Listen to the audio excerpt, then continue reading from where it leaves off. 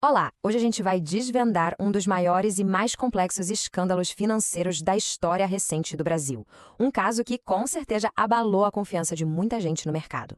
E tudo veio à tona de forma bem drástica quando o Banco Central precisou intervir e basicamente encerrou as atividades de dois nomes de peso, o Banco Master e a gestora Reag Investimentos. Vamos entender como é que se chegou a esse ponto. No centro de toda essa investigação, a gente está falando de um número que, olha, é até difícil de imaginar. 5,7 bilhões de reais. E esse valor todo, segundo a Polícia Federal, não apareceu do nada. É o total de operações que eles acreditam que faziam parte de um esquema de fraude gigantesco e muito, mas muito bem elaborado. Bom, para a gente entender como essa bola de neve virou uma avalanche bilionária, primeiro a gente precisa saber quem são as peças-chave desse tabuleiro e, claro, como que tantos sinais de alerta simplesmente passaram batido. De um lado, a gente tinha o Banco Master. Sabe aquele banco que cresce super rápido, prometendo rendimentos que parecem bons demais para ser verdade? Pois é. E do outro lado, a Reag Investimentos, um gigante, uma das maiores gestoras de fundos do país, que administrava uma fortuna. E no topo disso tudo, a investigação mira nos chefes, Daniel Vórcaro, do Banco Master, e João Carlos Mansur, da Reage. A suspeita da Polícia Federal é pesada, de que os dois não só sabiam de tudo, como comandavam uma verdadeira organização criminosa. E o mais impressionante é que isso não aconteceu de uma hora para outra, não foi uma surpresa. Pensa bem, desde 2019, os auditores já estavam com a pulga atrás da orelha, apontando problemas, falta de documento, falta de transparência nos fundos da Reag. Os alertas estavam lá, piscando. Beleza. Mas aí fica a pergunta, né? Como é que essa engrenagem toda funcionava na prática? Vamos dar uma olhada na anatomia dessa fraude, porque o negócio era bem sofisticado.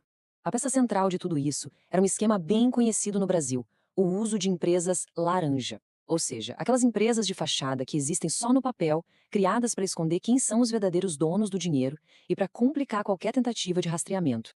Então, o caminho do dinheiro era quase um roteiro. Primeiro, o Banco Master emprestava uma grana para uma dessas empresas laranja. Aí essa empresa pegava o dinheiro e aplicava onde? Nos fundos da Reage.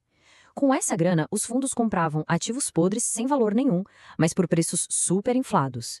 Quem vendia esse ativo, claro, embolsava um lucro que não existia. Depois, para confundir tudo, o dinheiro passava por um monte de outros fundos, até que, no final, chegava limpinho nas mãos dos beneficiários finais que, segundo as investigações, tinham ligação direta com o controlador do Banco Master. Um ciclo perfeito. E se parece coisa de filme, olha só esse exemplo que a Polícia Federal encontrou. Uma clínica que faturou R$ 54 mil no ano. Uma mixaria, certo? Pois essa mesma clínica emitiu 361 milhões de reais em notas comerciais, sem nenhuma garantia. É algo completamente fora da realidade. E a cereja do bolo, a presidente dessa clínica milionária no papel recebia auxílio emergencial do governo. Quer dizer, um sinal mais claro de que ela era só uma peça de fachada nesse esquema todo? Impossível. Com esse tipo de mágica contábil, eles criavam lucros que só existiam na planilha. Chegou ao ponto de um fundo reportar um rendimento de mais de 10 milhões por cento em um único ano. É um número que simplesmente não existe no mundo real. Ok.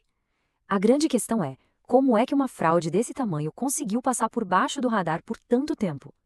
A verdade é que o esquema foi muito inteligente em explorar umas brechas bem sérias do nosso mercado financeiro.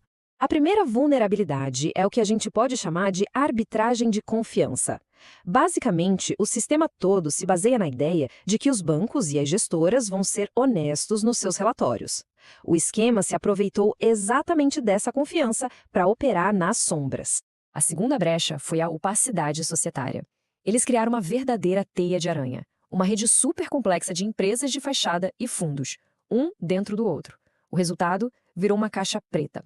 Tentar seguir o dinheiro ali dentro era um pesadelo para qualquer um.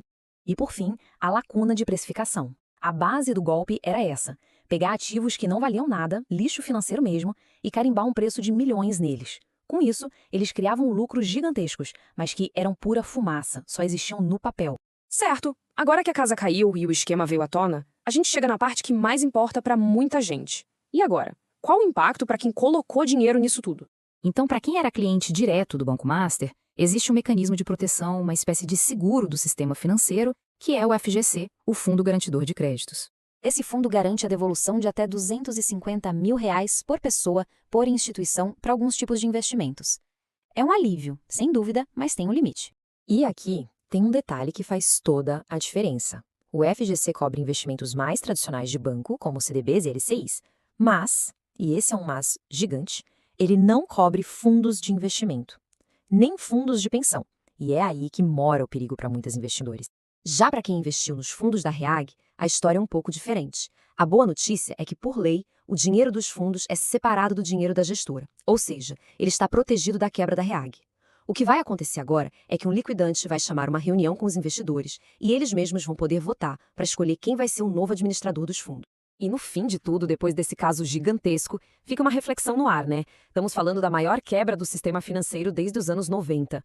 Será que esse rombo bilionário vai finalmente servir para apertar os parafusos e fortalecer de verdade a fiscalização do nosso mercado? É a pergunta que vale bilhões.